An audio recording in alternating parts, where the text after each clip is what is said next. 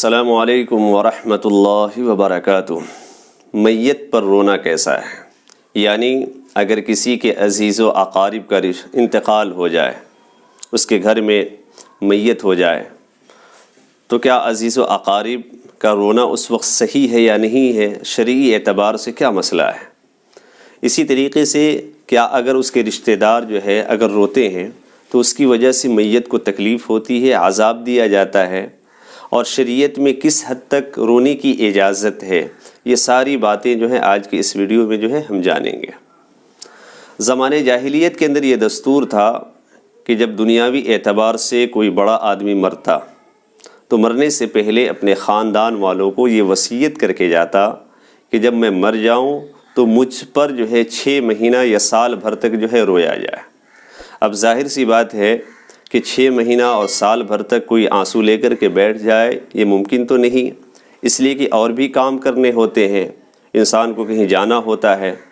اس لیے انہوں نے اس زمانے میں یہ طریقہ جاری کیا تھا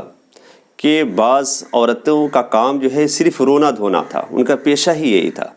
تو لہٰذا ایسی رونے والی عورتوں کو جو ہے کرایہ پر لے کر کے آیا جاتا تھا، ان کو اجرت دی جاتی تھی، ان کے کھانے پینے رہنے سہنے ہر چیز کا انتظام کیا جاتا تھا۔ ان کا طریقہ یہ تھا کہ وہ عورتیں گھر کے اندر کھا رہی ہوتی، پی رہی ہوتی، جب دیکھتی کہ کوئی جو ہے اس شخص کے جو ہے تعزیت کرنے کے لیے آ رہا ہے تو سارے کام دھندے کو چھوڑ کر جو ہے رونا شروع کر دیتی، اس کی تعریفیں کے پل باندھنے جو ہے شروع کر دیتی۔ جیسا کہ آج کے زمانے میں بھی بعض عورتوں کو دیکھا گیا ہے کہ جب ان کے گھر میں کسی عزیز و اقارب کا انتقال ہو جاتا ہے تو عورتیں ہاتھ بھانج کر کے جو ہے روتی ہیں، اپنی سینوں کے اوپر جو ہے ہاتھ مارتی ہیں، اسی طریقے سے ان کے سر سے جو ہے دوپٹہ بھی گر جاتا ہے اور زبان کے اوپر بھی طرح طرح کے الفاظ نکلتے رہتے ہیں۔ تو ایسے واویلا کرنے سے، ایسے نوحہ کرنے سے شریعت نے جو ہے منع کیا ہے کہ اس طریقے سے جو ہے نوحہ نہ کیا جائے۔ ہاں، اگر صرف آنسو نکلے، دل کے اندر صدمہ ہے، غم ہے، رنج ہے، تکلیف ہے اور آنکھوں سے آنسو جاری ہے تو اس کے اوپر کوئی پکڑ نہیں، اس لیے کہ آنکھ کے اوپر، آنسو کے اوپر اور دل کے اوپر کسی کا اختیار نہیں ہے۔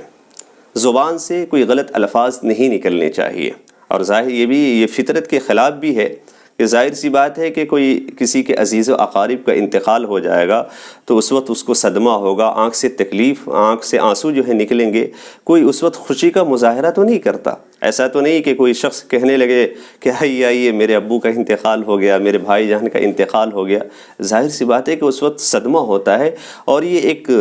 ہمدردی ہوتی ہے اور یہ شفقت ہوتی ہے، تو اس وجہ سے جو ہے ایسے موقع پر آنکھ سے آنسو نکلے تو روکنا نہیں چاہیے۔ آنکھ کے آنسو پر جو ہے پکڑ نہیں ہے، دل کے صدمے کے اوپر پکڑ نہیں ہے، پکڑ اس وقت ہے جب زبان سے انسان جو ہے غلط الفاظ نکالے۔